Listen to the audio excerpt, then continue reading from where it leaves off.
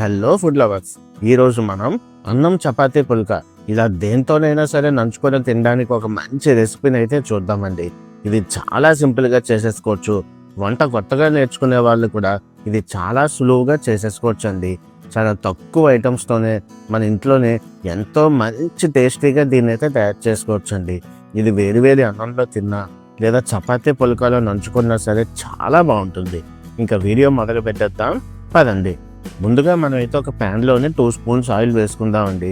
అది లైట్గా హీట్ అయ్యాక 2 పచ్చిమిరపకాయలు, 2 మీడియం సైజ్ ఆనియన్స్ అందులో వేసేసుకొని ఒక్క 2 మినిట్స్ మీడియం ఫ్లేమ్లో వాటిని ఫ్రై చేసుకుందాం. మూత పెట్టేస్తే ఉల్లిపాయలు మనకి కొంచెం సాఫ్ట్గా మగ్గుతాయండి. ఇప్పుడు అందులో 1.5 స్పూన్ ఉప్పు, 1 స్పూన్ పసుపు వేసేసుకొని చక్కగా కలిపేసుకుందామండి. మంటని మీడియం ఫ్లేమ్లోనే ఉంచుకోవాలి, మర్చిపోకండి. ఇప్పుడు అందులో 2 స్పూన్స్ కారం అయితే వేసుకుందామండి. కారం ఆప్షనల్ అండి, మీ టేస్ట్కి సరిపడే విధంగా అడ్జస్ట్ చేసుకోండి. ఇప్పుడు అందులో ములక్కాడ ముక్కలు అయితే వేసేసుకుందామండి. ఇలా ఉప్పు కారం వాటికి పట్టేలా ఒకసారి చక్కగా కలిపేసుకున్న తర్వాత మూత పెట్టేసి 1-2 నిమిషాలు ముందు వాటిని అలా మీడియం ఫ్లేమ్లో మగ్గనిద్దామండి. ఇప్పుడు అందులోని మనం కట్ చేసి పక్కన పెట్టుకుని ఒక 5 టొమాటోస్ అయితే వేసేసుకుందామండి. అస్సలు కలపకుండా 1-2 నిమిషాలు అలా మూత పెట్టేస్తే ఈ టొమాటోస్లో ఉన్న మాయిశ్చర్ అంతా కిందకి దిగి ఈ ములక్కాడ ముక్కలు కూడా మనకి సాఫ్ట్ అవ్వడానికి చాలా హెల్ప్ అవుతుంది. చూసారా ఎంత బాగా కనిపిస్తుందో.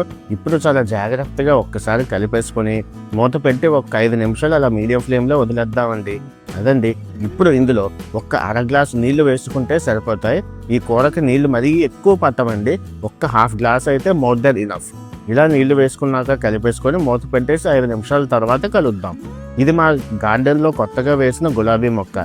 ఈ మొక్క పెంచడానికి ఏదైనా మంచి టిప్స్ కానీ మీ ఎవరికైనా తెలిస్తే నాకు కమెంట్ సెక్షన్లో చెప్పండి. నేను అవి ఫాలో అవుతాను. నేను గులాబీ మొక్క పెంచడం అయితే ఇదే మొదటిసారి, అందుకనే మన సబ్స్క్రైబర్స్ నాకు ఏమైనా చెప్పండి. అదండి. 5 నిమిషాల తర్వాత చూసారా కూర ఎంత చక్కగా మగ్గిపోయిందో. మనకి ఎలాంటి కన్సిస్టెన్సీ కావాలో అలా చక్కగా వచ్చింది. ఇప్పుడు అందులో ఒక 3-4 కరివేపాకు రమ్మలు, అలాగే గుప్పెడు కొత్తిమీర వేసేసుకుందామండి. స్టవ్ ఇక్కడ ఆఫ్ చేసేస్తే సరిపోతుంది.